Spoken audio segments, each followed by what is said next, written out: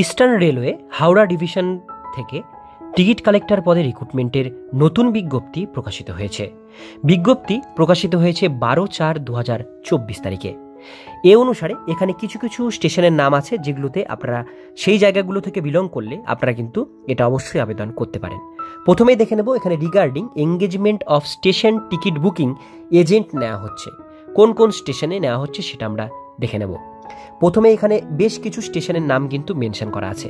আমি এখানে বলছি না, আপনারা এখানে দেখে নেবেন। এই সমস্ত স্টেশনের আন্ডারে আপনাদের যদি বাড়ি হয়ে থাকে হাওড়া ডিভিশনের আন্ডারে, আর এই সমস্ত স্টেশনের আন্ডারে বাড়ি হয়ে থাকলে অবশ্যই আপনারা কিন্তু এটা আবেদন করতে পারেন টিকিট বুকিং এজেন্ট পোস্টের জন্য।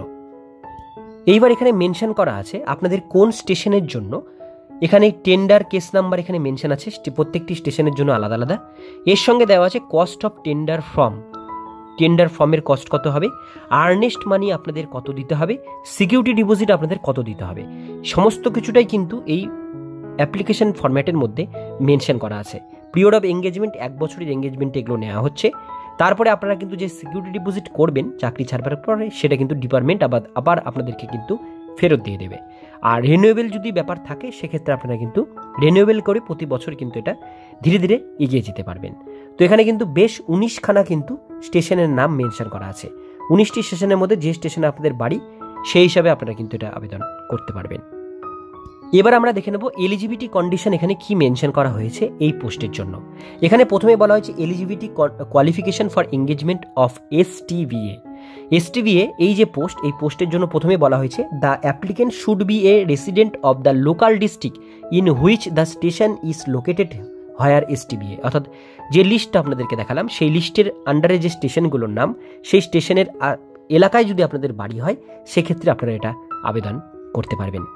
এবারে 2 নম্বরে বলা হয়েছে the applicant should B not 18 years, minimum আপনাদের 18 বছর হতে হবে এবং মিনিমাম আপনাদের মাধ্যমিক পাস যোগ্যতা থাকতে হবে, তবেই কিন্তু আপনারা এই পোস্টের জন্য আবেদন করতে পারবেন।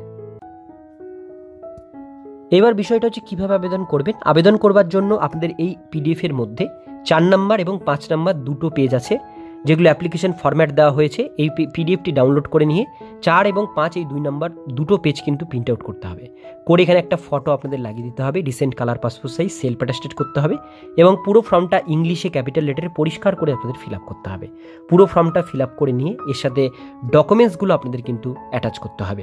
প্রত্যেকটি ডকুমেন্টস আপনারা অ্যাটাচ করবেন যেগুলো আপনারা দিচ্ছেন সেই হিসাবে। লাস্ট পেজে এখানে সিগনেচার করবেন এবং ফর্মের সাথে রিলেভেন্ট ডকুমেন্টস অ্যাটাচ করে সেটা আপনারা বাই পোস্টের মাধ্যমে আপনাদের কিন্তু পাঠিয়ে দিতে হবে। কোথায় পাঠাবেন?